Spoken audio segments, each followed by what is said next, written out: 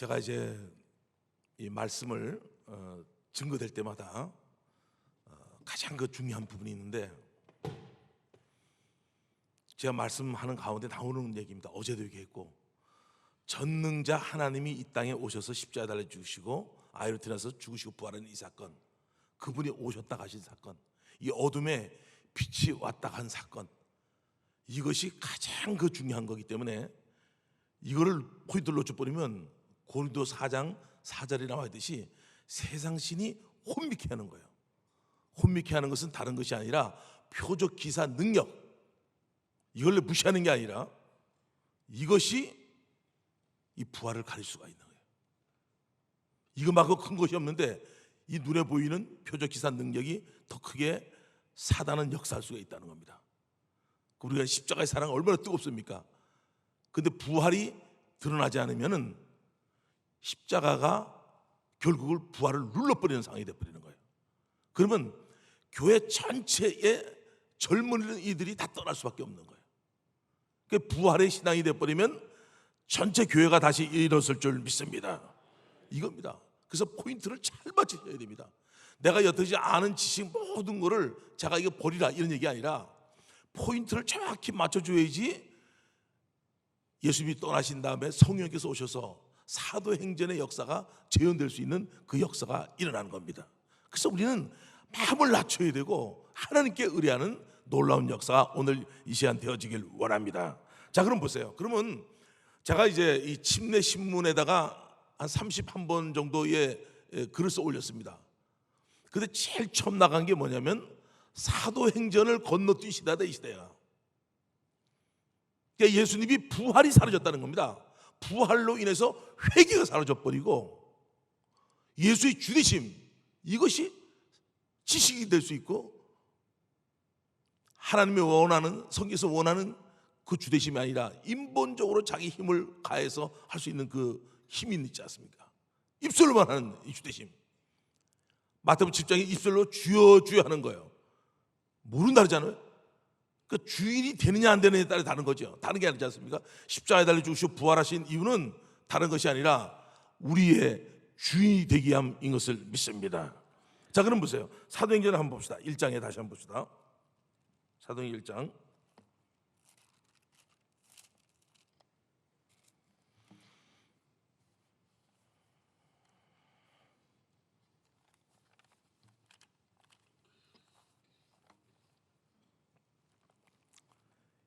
제가 22절을 찾아야죠.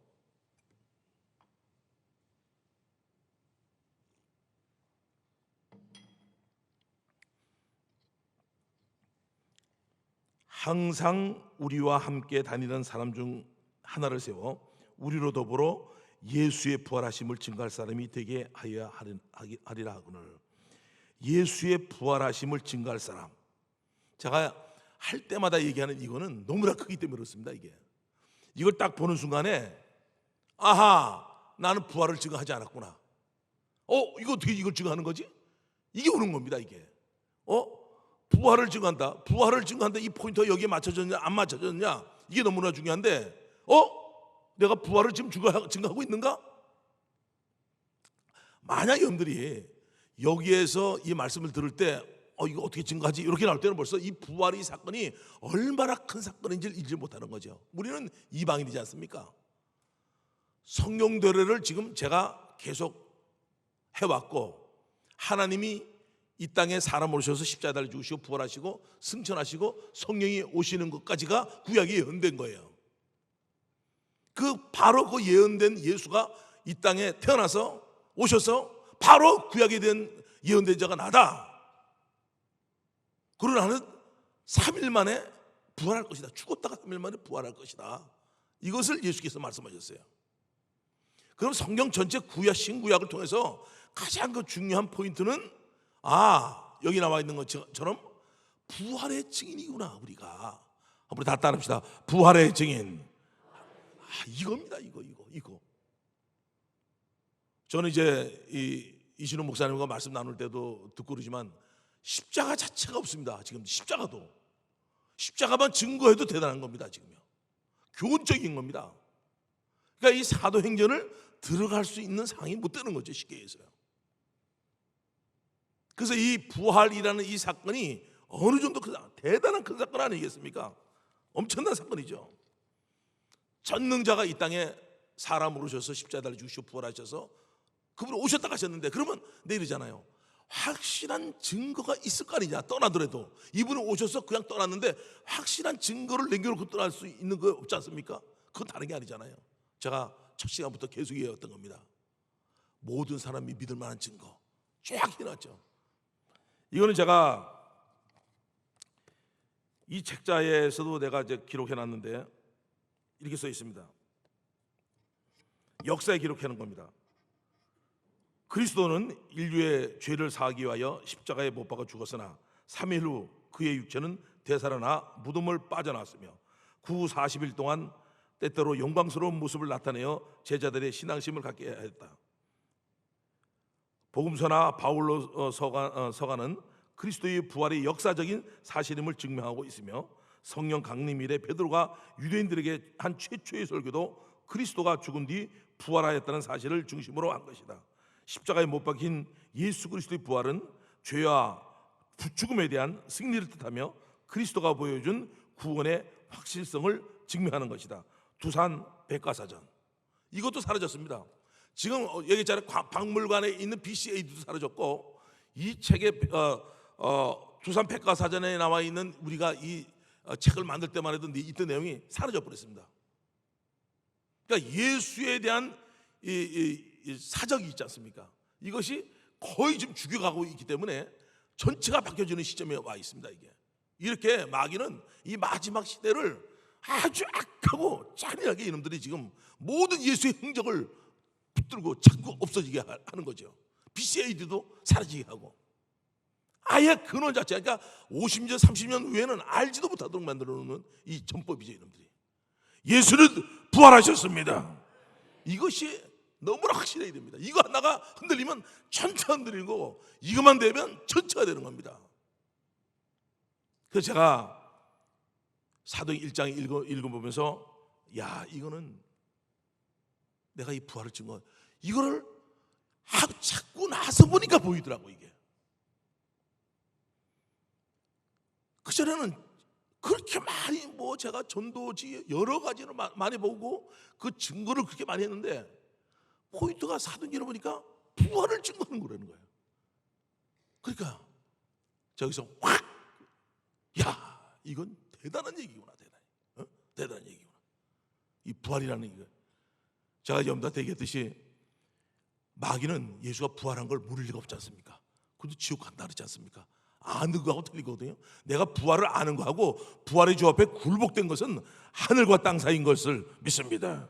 그래서 이게 굴복이 되는 거죠. 이분이 내 주인인, 십자가를 죽으시고 부활하신 이분이 성령으로 말미암아 예수가 나의 주인인 것이 확증되어지길 원합니다. 이거 하나면 신앙은 다 되는 겁니다. 제가 볼 때 이게 안 되고 엄청나게 많은 것을 알아도 아무 힘 없습니다. 여러분들요, 제가 그랬지 않습니까?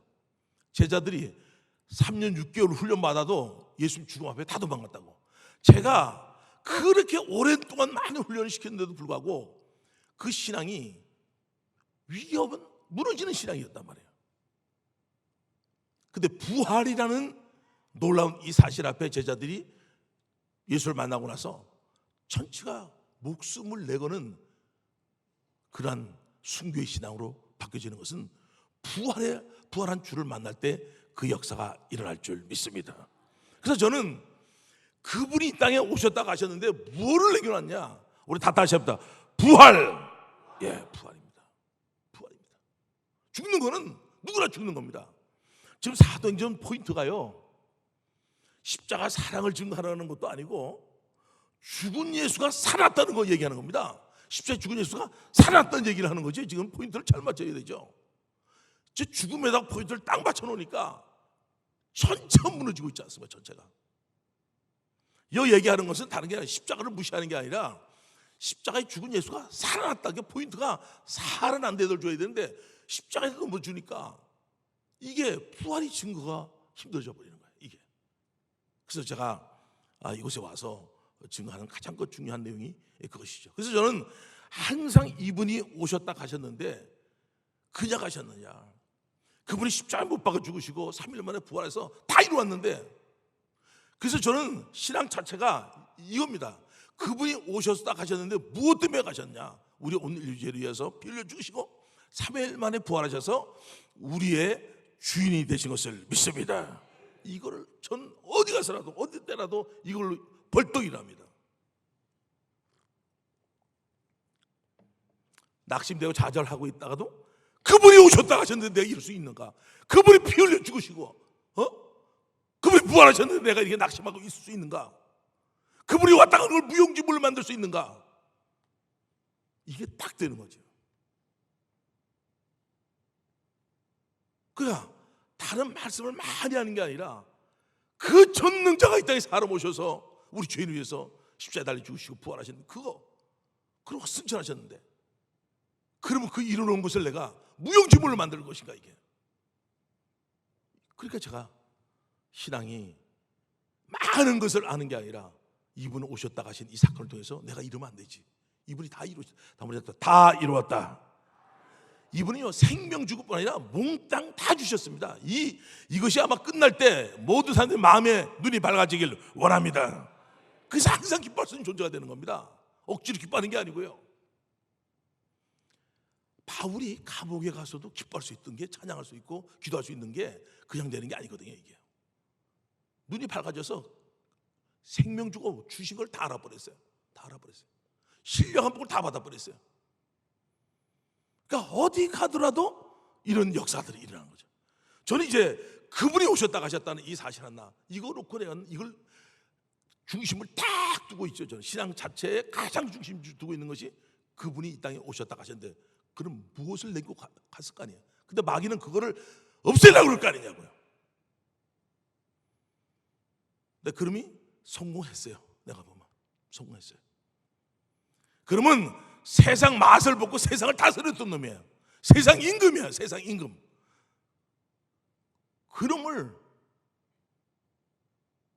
예수께서 오셔서 죄의 권세, 죽음의 권세, 마귀 권세를 무장시켜버렸거든 사실은 이거예요.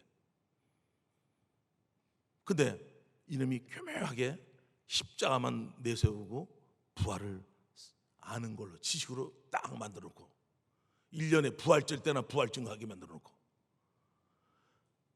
그러니까 이게 말도 안 되는 시점이 딱 된 거죠.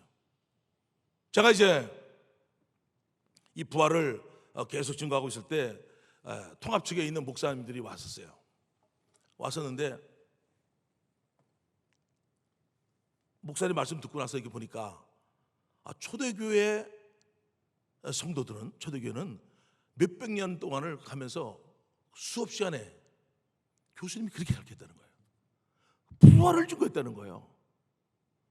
그러니까 제자들이 딱 지금 안 목사님하고 공 목사님 친구인데 안 목사님이 그 얘기를 한 거예요. 야, 그런 교회가 어디 있냐? 지금 시대에 부활만 증거해가지고 어떻게 그걸 일어나갈 수 있는, 그 교회가 유지될 수 있을까? 말도 안 되는 얘기다. 그거는 지금 시대에 맞지도 않는 얘기다. 그랬다는 거예요. 근데 우리 교회에 와서 많은 시간을 지내고, 한 분은 벌써 3년이 다 돼가는데 훈련을 받고 이제 인도네시아로 선교사 나가고요. 통합체에서는 이제 이번에 내보내게 되는데 내년 5월달에 요 와보니까 뭐 부활이 매일 증거되고 있는 겁니다. 그러니까 이게 계속 말씀이 나갈 때마다 사도행전에 나와 있는 말씀과 같이 그냥 나가니까, 지금 주승준 교수라고 지금 이제 주한장로교 목사님이신데 그 목사님이 그렇게 얘기했다는 거예요. 교수 때. 그래서 교수를 찾아갔다 그러더라고. 그런 교회가 있습니다. 부활을 증거하는 교회가 있습니다. 그거 말도 안 되는 얘기였는데, 학생 때 그 있을 수 없는 일을 제가 그런 교회를 보고 왔습니다. 지금도 그 교회는 지금 부활을 증거하고 있습니다. 왜냐면요, 부활은 기독교의 심장인 것을 믿습니다. 그래서 이것을 통해서 예수가 나의 주, 나의 하나님, 십자가에 달려 죽으시고 부활하신 것 때문에 이분이 하나님이시고 나의 주인이시고 성경을 다 믿을 수 있는 근원이 부활 사건인 줄 믿습니다. 그러니까 이러면 이걸 잡아버리는 거죠. 이걸 다른 게 아니라 이걸 잡아야 되니까 마귀는 이걸 잡아야 되는 거죠. 그래서 제가 새벽에도 어제도 영상을 많이 보시지만 저는 이제 인지도가 있는 분들, 어제 합신 측에서 양승은 목사님, 그러면 뭐 대단한 목사님이시거든요. 참치천에서 귀한 목사님이시고, 이런 분들이 이 부활에 대한 이것이 얼마나 중요한 건가를 정확하게 우리 교제하면서도 이루어졌고, 이 마지막 이 시대에 왜 이 부활이 이게 확증되어지냐. 그래서 제가 이제 성도님하고 얘기할 때는 이걸 보여주는 게 왜 그러냐면, 이 부활이 이 성경 말씀에 사도행전의 1장에 나와 있는 것도 확실하지만 지도자들의 말씀을 들으면서 야, 이 부활이 마지막 확증인 것을 믿습니다. 그러니까 이 신앙이 이게 안 되면 안 되는 거예요. 그래서 제가 김명희 선교사도 그렇고 전번에 한번 얘기했던 양성호 목사님, 그 두 분께서 그 얘기를 한 거예요. 이 부활이 마지막 확증. 여러분들요, 어제 유기성 목사님이 그러지 않습니까? 예수가 내 마음의 주인을 오시면 낙심되고 좌절되고 그럴 수가 없다는 거예요. 왜냐하면 주님이 나와 함께 하시고 이분이 내 주인이기 때문에 함께 움직이고 있는 거기 때문에, 내 마음에 이분을 주인으로 모셨기 때문에 저는 예수로 말미암아 부활을 통해서 새 힘을 얻는 걸 믿습니다. 그러니까 용기 있는 삶을 사는 겁니다. 낙심되고 좌절되는 게 아니라 벌떡 일어나는 게, 성경 말씀을 많이 알아쓰는 게 아니라 근원적인 이분을 인지하게 될 때 그 역사가 일어나는 겁니다. 그래서 이 부활에 대한 말씀을 또 여러분 성도들에게 입력을 시키기 위해서 제가 양서우 목사님, 김용희 성사님 짧은 얘기입니다. 한번 잠깐 영상에 나가겠습니다. 보겠습니다.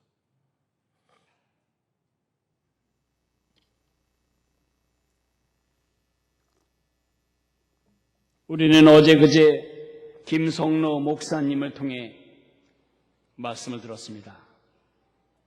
부활하시고 살아계신 예수 그리스도, 예수님이 부활하여 살아계시다는 그 한 가지 사실은 모든 성경을 풀어나가는 메스터키다.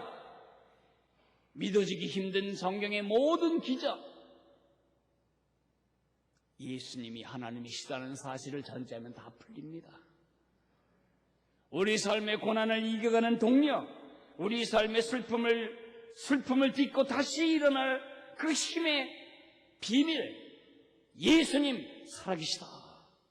우리의 모든 방황을 끝을 내고 우리의 의심을 끝장내버리신 우리의 최후의 확증, 이 최후의 확증을 말씀드리려고 합니다. 이 확증을 가지면 더 이상 우리는 주눅거리지 않습니다. 더 이상 방황하지 않습니다. 더 이상 허탄한 짓 하지 않습니다. 그 첫 번째는 부활이라고 하는 것입니다. 예수 그리스도의 부활은 여러분, 우리의 모든 의심을 끝장을 내고, 우리의 모든 방황을 끝을 내고, 우리의 모든 미적미적 결론을 못 내리는 우리의 우유부단한 삶의 완전한 최후 확정이 되어 주신 것입니다. 할렐루야. 자, 그럼 제가 이 시골에서 우사교에서 이제 제가 15년 정도 가고 있었는데,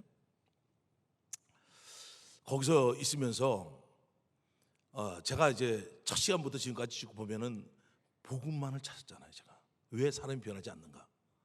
94년부터 99년까지 죄를 잘못 알아서 회개를 엉뚱한 것 하다가 끝났고, 그러다 2년 있다가 부활의 주를 다시 만나게 되고, 거기서 또 2006년도 가서 요한복음 10장 9절의 죄 회개를 딱 맞으면서 사도행전의 역사가 그대로 재현되는 시점이 일어났다고 얘기했습니다.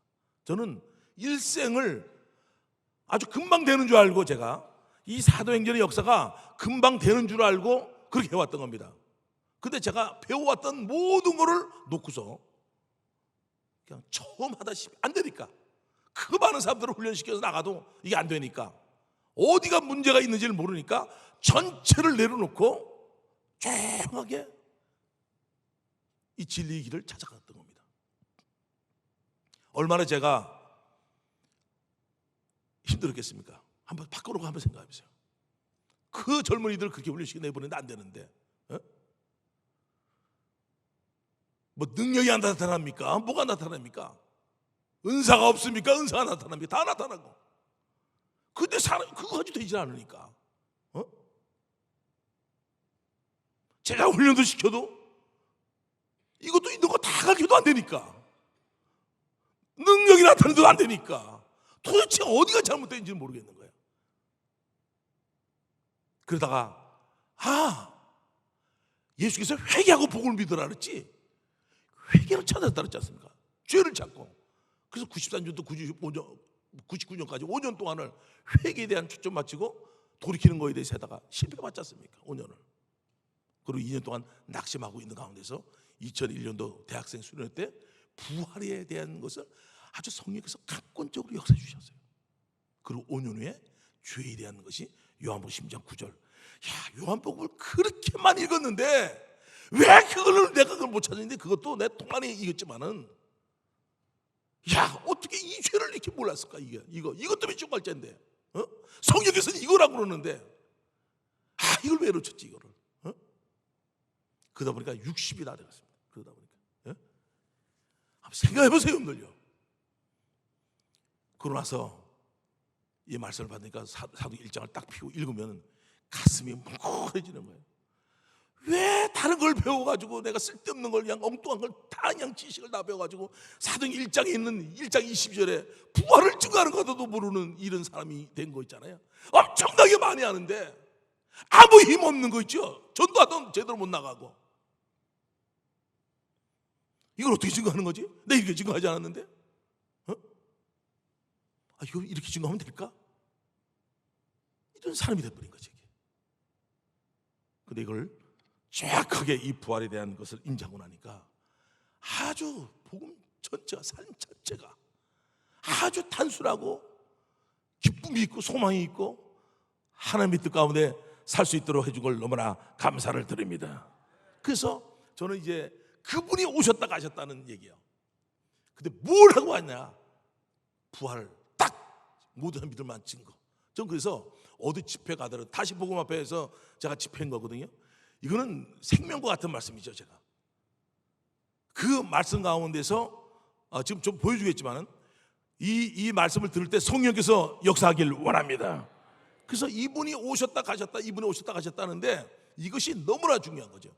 그래서 그날 어저께 새벽에 유기성 목사님께서 말씀하셨어요. 참 희한한 목사다. 어떻게 모든 걸 믿지 못했더니 하나님이 살아계신 것부터 시작해서 이 세상 폐설물이거든요. 어둠이고 다 썩는 거거든요. 이게 썩는 것 같지 않으니까 하나님이 계시는 것 같은데도 아닌 것 같으니까. 여러분들요, 제가 귀신을 쫓아내고 은사 임하고 막 이럴 때도요, 하나님이 살아계신 거, 인격적인 게 안 됐거든요. 그래서 내가 맡으면 직장을 아는 거예요. 그러니까 여러분들이 뭐 능력이 났다 다 좋다 이게요. 그걸 무시하는 게 아니고. 근데 이 부활, 십자가에 달려 주신 부활, 이 부활에 초점을 맞춰질 때는 놀라운 교회로 여러분들이 성장할 줄 믿습니다. 자, 그러면 다시 복음 앞에 들을 때 성령께서 여러분들 역사해 주셔서 이 말씀 가운데 하나님의 말씀을 받기를 원합니다. 자, 한번 보겠습니다.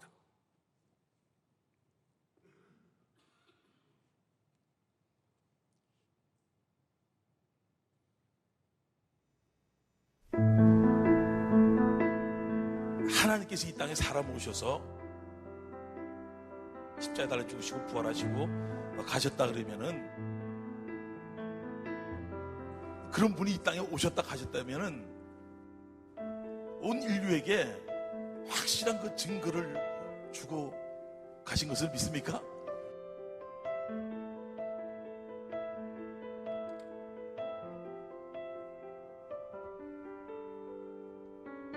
그 예수님이 부활하셔가지고 이분이 하나님이 되는 순간에 이분의 십자가에 피 흘린 피는 하나님의 피인 것을 믿습니다. 야, 이게 하나님이 나를 위해 죽으셨구나. 아멘.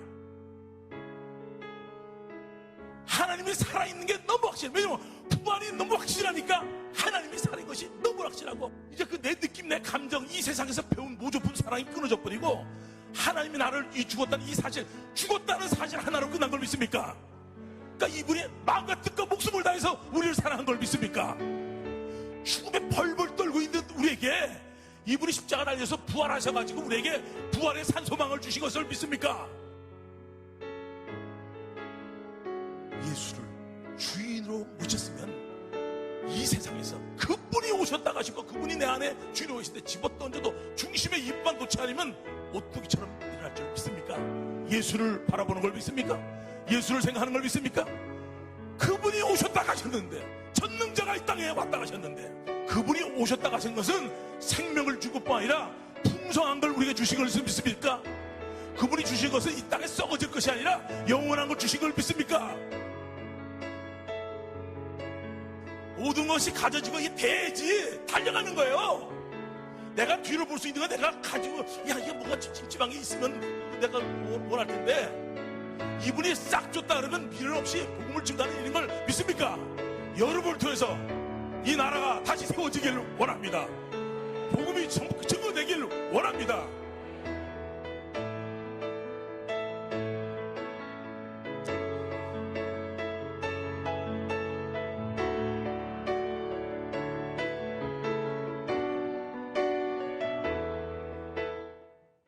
제가 이제 이 말씀을 이제 그날 제가 설교할 사도행전을 준비해서 갔다가 십자가 부활 관계에서 이게 힘든 일이 생길 것 같더라고요. 그래서 이 부활을 증거해야 되는데, 그러다 보면 이게 사도행전을 증거하다 보면 이 지금 모임하고 흐름이 좀 힘들 것 같더라고요. 그래서 그날 저녁 밤에 기도했죠. 그래서 그분이 오신 거, 이걸 내가 알고 있는 거, 이걸 증거해서 그분이 오셨다 가신 걸 얘기하게 되면 죽으심과 이 부활 관계에서 다 해결이 될 것 같더라고요. 이게 저는 이제 이 부활을 증거하는 사람이기 때문에 십자가의 사랑을 무시하는 게 아니라 이 부활이 돼줘야지 십자가에서 죽은 예수가 하나님이 죽으셨다는 게 인지되기 때문에 여기서 그냥 그대로 사랑의 굴복이 될 수 있는 힘이 있는 걸 믿습니까? 이게 놀라운 거예요. 그 사랑을, 이 부활이 확실하니까 사랑이 너무너무 확실한 거예요. 이게 확실해져 버리는 거예요. 그래서 내가 그분이 오셨다 가신 거죠. 이렇게 된 거예요.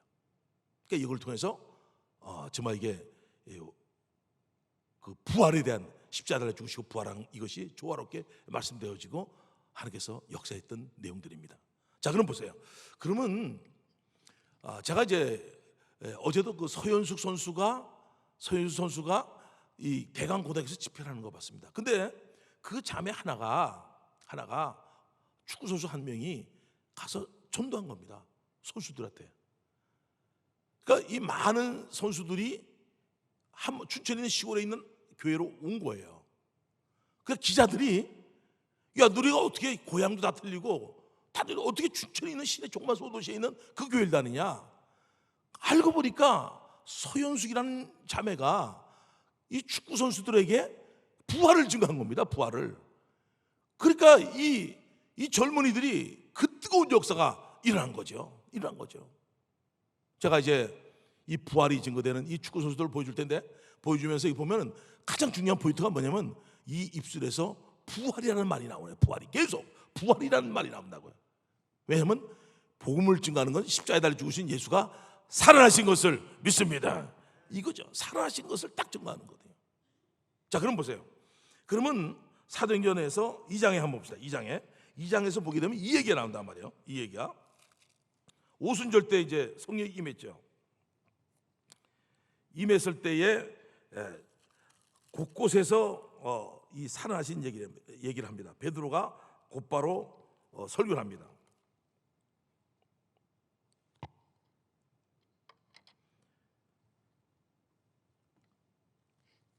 다 생략하고요. 31절, 32절을 한번 보겠습니다. 제가 전번에 읽었던 대목인데, 미리 보는 거로 그리스도의 부활하심을 말하되 저가 음부에 버림이 되지 않고 육신이 썩음을 당하지 아니하시리라 하더니 이 예수를 하나님이 살리신지라 우리가 다 이 일의 증인이로다. 그러면서 36절에 그런즉 이스라엘 온 집이 정녕 알지니 너희가 십자가에 못 박은 이 예수를 하나님이 주와 그리스도가 되게 하셨느니라. 아멘입니까? 예, 이분이 나의 주고 나의 하나님이시라는 거죠. 저에게 이 말을 듣고 마음에 찔려 베드로와 다른 사도들에게 물어 가로되 형제들아 우리가 어찌할까 하거늘 베드로가 가로되 너희가 회개하여 각각 예수 그리스도의 이름으로 침례를 받고 세례를 받고 죄 사함을 얻으라. 그래야면 성령을 선물로 받으리니. 이렇게 나온 겁니다.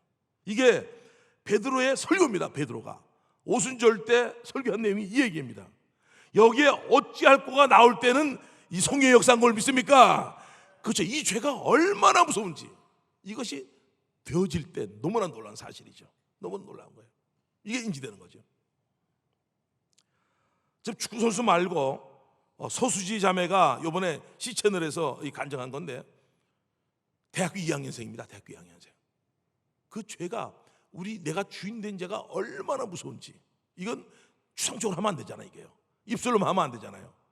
그러니까 여기에서 이 자매가 이 죄가 우리가 지금 했던 이 죄 중에서 이 내가 주인 된 것이 얼마나 악랄한 건지 이걸 토하고 회개하고 예수를 주로 믿는 놀라운 역사들이거든요. 이건 대단한 겁니다. 대단한 거예요. 그러니까 사도행전의 역사가 젊은 청년 대학교 2학년 학생의 역사하는 내용을 여러분들에게 지금 잠깐 보여드리겠습니다. 자, 그걸로 좀 보여주시죠.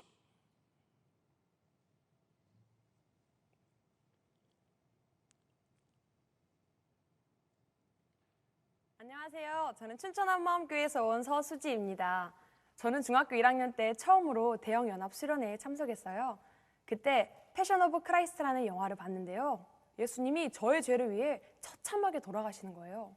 이야, 하나님이 나를 이렇게 사랑하셨구나, 나 이렇게 사랑하셨구나 하니까 막 감격이 되고 눈물이 나더라고요. 하나님이 정말 살아계시다 그런 생각이 들더라고요. 전 학교 야간 자율학습 시간이 되면 한 30분 정도 성경을 읽고 공부를 시작하곤 했는데요. 저는 그러면서도 매일매일 큐티를 하고 신앙서적도 참 열심히 읽었는데요. 그중에 예수님을 위해서 죽을 수 있다 이런 마음으로 순교자의 책을 많이 읽었습니다. 20세기 마지막 순교자 캐시버넬 이런 책을 읽으면서 난 예수님을 위해서 죽을 수 있어, 정말 예수님을 위해서 죽고 싶다 막 이런 마음이 드니까 내가 드디어 순교신앙까지 이르렀구나 하는 자부심이 들면서 제 신앙에 상당히 만족을 했어요. 그런데 저의 이 신앙은 위기를 맞닥뜨려야만 했는데요. 그건 수능이 끝나고 점수가 나온 이후였어요. 사실 저는 나름 하나님의 꿈이라고 생각을 하면서 중학교 2학년 때 하나님께 소원을 한 게 있거든요. 하나님, 내가 의사가 돼서 정말 이 대한민국에 없어서는 안 되는 3% 소금 같은 사람이 되겠습니다. 하나님, 그리고 제가 아프리카, 인도 어디든지 의료 선교 가겠습니다. 저를 꼭 의사로 만들어주세요. 그렇게 기도를 하고 그에 걸맞게 공부도 참 열심히 했거든요. 근데 최악의 성적이 나온 거예요. 점수를 딱 확인하는데 이건 하나님이 그냥 제 뒤통수를 얘따 맞아라 탕 하고 때리시는 것 같더라고요. 정말 제 정신줄이 그대로 끊어지면서 완전 패닉 상태가 됐어요. 그렇게 하나님을 사랑한다고 정말 순교자의 책을 읽으면서 눈물을 흘리면서 주를 위해 죽을 수 있다 고백했던 게 진심이었거든요. 그런데 왜 나는 내가 용납할 수 없는 한계 상황에 딱 처하고 정말 하나님의 뜻과 내 뜻이 정확하게 엇갈리니까 내 마음에서 미련 없이 하나님을 버렸나, 이게 저도 의문이었거든요. 그런데 저는 그 답을 사도행전 17장 31절 말씀에서 찾을 수 있었어요. 하나님께서 예수님을 죽은 자 가운데서 다시 살리신 것으로 모든 사람에게 믿을 만한 증거를 주셨다는 거예요. 그게 바로 죽음을 이기는 부활의 예언이었습니다. 구약 성경에 보니까 모든 사람은 죽고 썩는데 주의 거룩한 자는 썩지 않는다는 말씀이 기록되어 있고 사망을 영원히 멸하실 거라는 말씀이 기록되어 있더라고요. 그리고 그 말씀대로 예수님께서 죽으시고 3일 만에 죽음을 뚫고 부활하셔서 그 예언을 이루셨다는 거예요. 사도행전 2장에도 보니까 베드로가 유대인에게 똑같이 이야기하더라고요. 너희가 십자가에 못 박은 이 예수를 하나님이 주와 그리스도가 되게 하셨다. 이 예수를 하나님이 살리신지라 우리가 이 일의 증인이라. 이렇게 이야기하는데 듣는 유대인들이 다 어쩔 줄 몰라 하면서 막 회개를 하는 거예요. 왜냐하면 그 사람들은 이 부활이라고 하는 게 보통 사건이 아닌 걸 알았던 거예요. 부활하는 분은 약속대로 오신 하나님이라는 건 그 누구보다도 유대인이 가장 잘 알았는데 자기들이 죽인 예수님이 부활했다 그러니까 난리가 난 거예요. 예수님이 부활하셨다라고 하는 게 머리로 동의하는 게 아니라 마음에 믿어지는 순간 저는 살아계신 하나님 앞에서 어떠한 죄인인지가 정확하게 보였습니다. 저는 한 번도 제가 입으로만 주여 주여 하는 자에 포함될 거라고 생각해 본 적이 없는데요. 그때 딱 보여진 제 모습이요. 기도 열심히 해요. 말씀도 열심히 읽고 예배도 열심히 드리고 뭔가 다 열심히 하는데 마음 중심에서 하나님한테 이렇게 이야기하는 거예요. 하나님, 당신이 내 인생에 개입할 수 있는 부분은 여기까지예요. 나머지는 내가 알아서 할 테니까 더 이상 개입하지 마세요. 솔직히 내 돈 내 거고요. 내 시간 내 거고요. 내 인생 내 거예요. 그렇게 이야기하더라고요. 정말 매일매일 하나님의 이름을 불렀는데 결국은 자기가 주인인 사람, 결국에는 창조자가 필요 없는 사람, 그게 바로 저였습니다. 저는 예수님의 손을 잡고 있어요. 근데 예수님의 손을 잡아 끌면서 왜 따라오지 않냐고, 왜 순순히 따라오지 않냐고 핥히고 발악하는 마귀 같은 자였습니다. 저의 원래 주인이 이 땅에 찾아오셨다는 게 알아지니까 제가 그 주인을 버리고 스스로 주인 노릇하면서 그렇게 신앙생활했던 것만큼 마귀 같은 죄가 없더라고요. 저는 하나님 앞에서 제가 그래도 좀 괜찮은 사람인 줄 알았거든요. 근데 하나님 되려고 했던 마귀나 주인 되려고 했던 나나 똑같더라고요. 바리새인, 독사의 새끼, 진노의 자녀, 그게 바로 저였습니다. 정말 저는 어쩔 줄 모르겠어서 엎드러져 있었어요. 정말 몸둘 바를 모르겠더라고요. 근데 예수님께서 로마서 14장 9절 말씀으로 다시 이렇게 이야기하시는 거예요.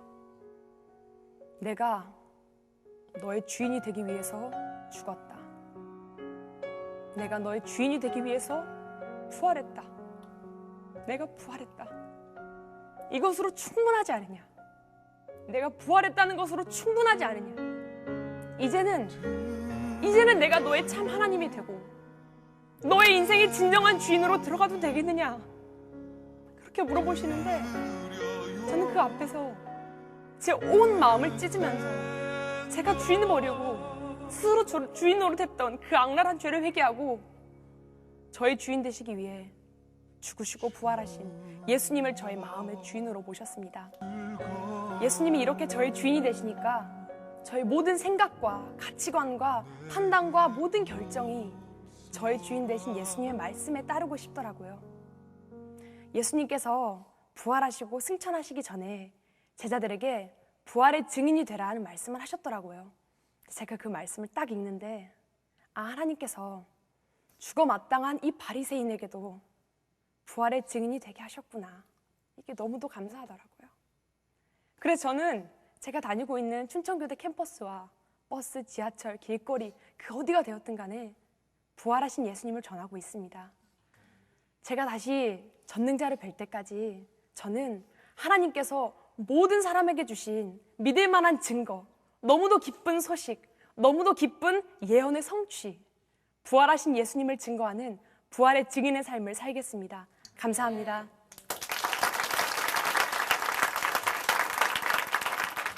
참 이게 이 중심을 들여서 동일한 말씀드리잖아요, 그죠? 이게 성령께서 역사하시니까 놀라운 거예요.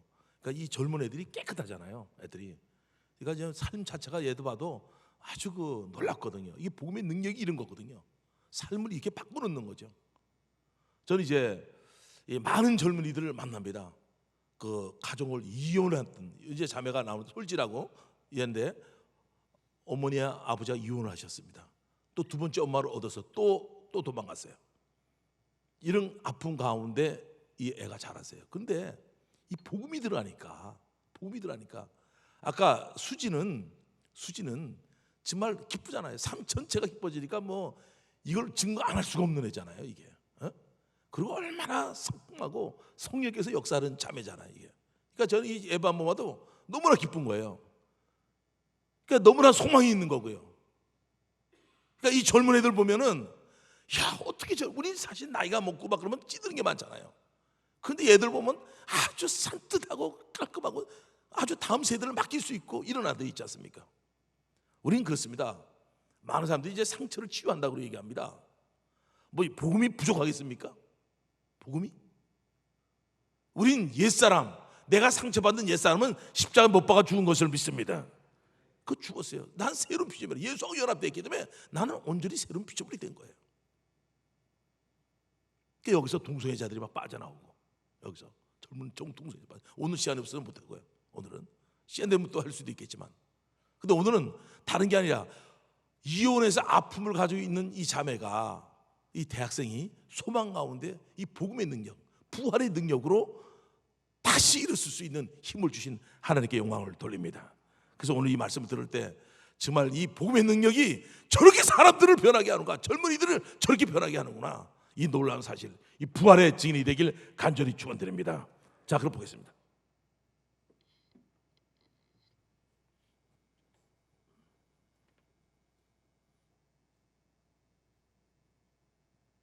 안녕하세요. 춘천 한마음교회에서 온 김솔지입니다.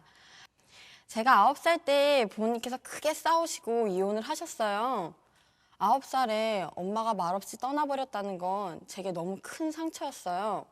그러다가 몇 년 뒤에 새 엄마를 맡게 되었는데요. 아빠가 좋아서 한 재혼은 아니었어요. 아주머니는 아빠의 돈을 마구 쓰시고 또 술주정이 너무 심해서 한 2달 정도 살다가 헤어졌어요.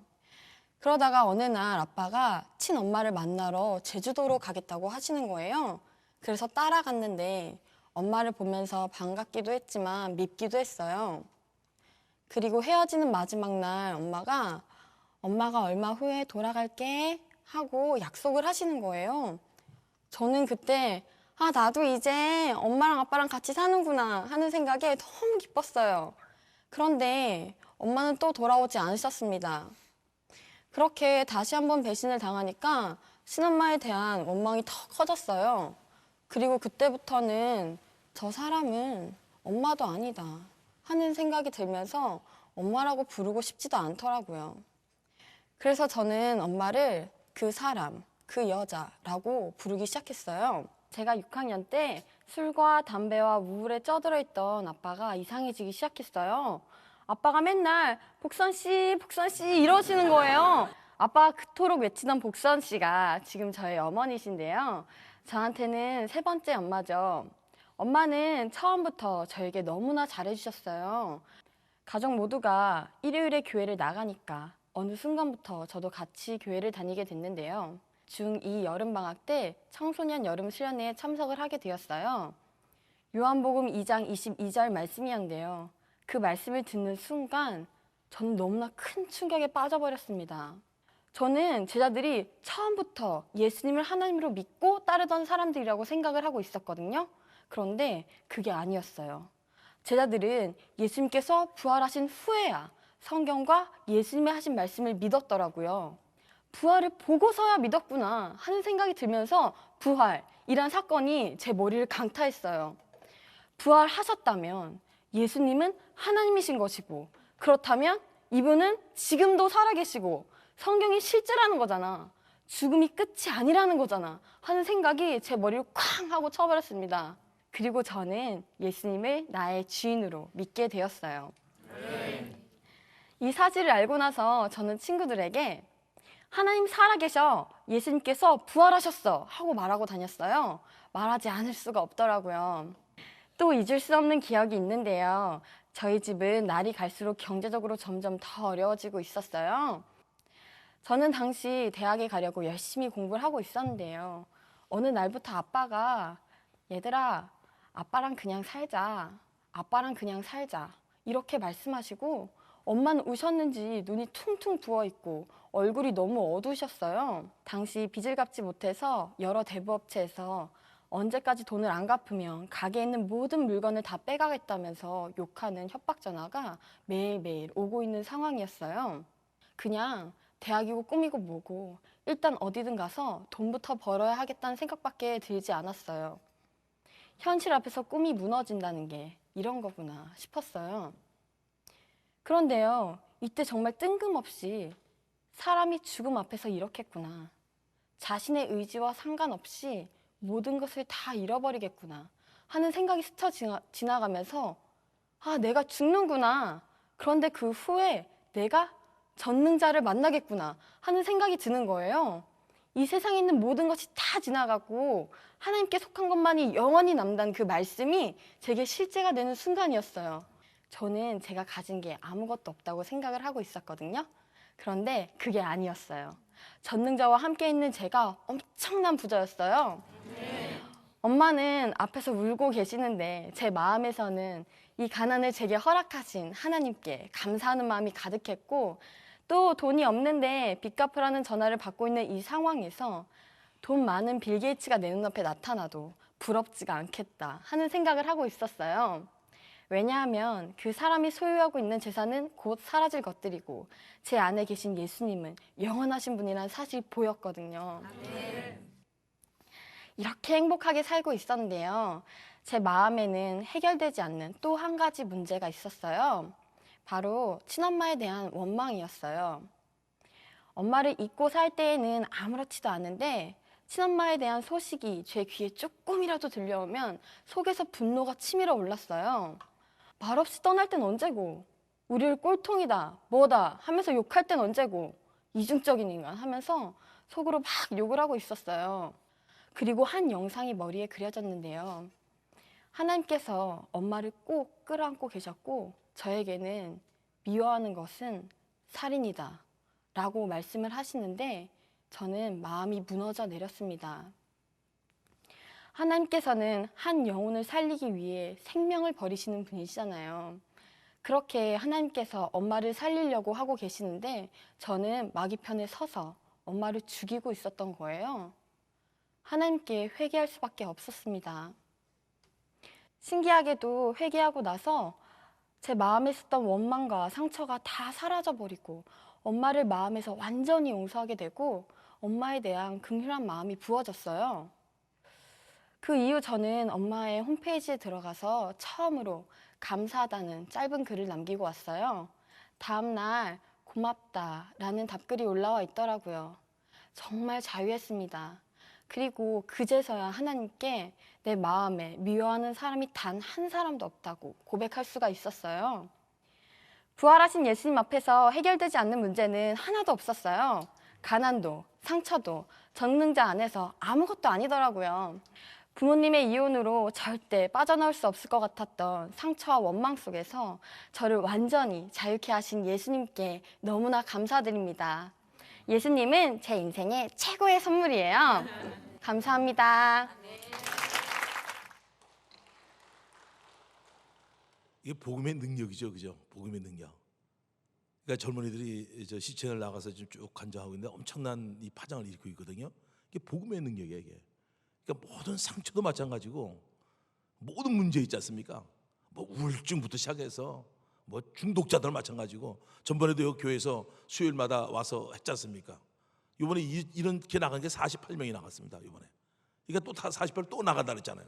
그게 왜냐면 부활의 능력이니까 아이들이 어디서라도 이게 서서 말씀을 증거하는 훈련이 몇몇 사람이 아니라 전 교인을 전 그렇게 지금 키우려고 하고 있는 겁니다. 이게 뭐냐면 복음의 확신을 갖게 되니까 모든 문제가 해결되는 겁니다. 오늘 여기서 2장에서 사도 2장에서 어찌할 겁니다. 제가 이제 계속 하면서 말씀드리는 겁니다. 하나님께 우리가 범죄했습니다. 우리가 범죄했습니다. 그렇지 않습니까? 부활이 확증되어지니까 성경 말씀 모든 사람이 죄인이에요. 아까 서수지가 내가 마귀 자식이고 진노의 자녀고 하나님 원수고 얘기하지 않습니까? 성경 말씀 그대로를 받는 거죠. 부활이 확실해지니까 성경 말씀이 다 사실인 거죠. 그러니까 내가 이런 이 악한 자구나, 이런 악한 자구나, 이런 자잖아. 그런데 예수를 이 땅에 보내주셔서 아버지께서 하나님께서 보내주셔서 십자가 못 박고 부활하셔서 아까도 얘기하지 않습니까? 모든 사람이 믿을 만한 증거를 줬어요. 그러니까 애들이 그 증거를 딱 잡으니까 아까 소수지 처음에 나온 애가 그 회개 역사가 일어나 버린 거예요. 이게 인증이 되는 거죠. 이게 회개 역사가 일어난 거죠. 그러니까 죄가 자기가 얼마나 악한 존재가 인지되지니까 나온 거죠. 이런 가운데서 우리가 어제도 말씀했지만 저녁에 요한복음 10장 9절 예수를 믿지 않는 이 죄, 어떻게 이걸 지나쳤는지 이거를 아까도 얘기했잖아요. 이걸 왜 지나쳤는지 이 죄가 어떤 죄인지 알잖아요. 하나님께 범죄했잖아요. 우리가 그러면 지옥이에요. 우리가 이거는 죄 있어서 사망이기 때문에 끝나는 겁니다. 우리가 근데 예수를 보냈다 그랬지 않습니까? 그 아들 독생자 보내서 못 박아서 피해 제사를 드렸지 않습니까? 죽였지 않습니까? 그리고 부활하게 하셨지 않습니까? 이분이. 그런데도 모든 사람 믿을 만한 증거를 줬고 이 표적밖에 없다고 그랬는데 이거를 다 이루신 이분을 무시한 이 죄가 지옥 가고 악랄한 죄인 줄 믿습니다. 아멘. 그죠? 이 성령께서 이걸 알려주셔야 돼. 이 지금 어찌할 거 할 때가 이게 나와야 되는 겁니다.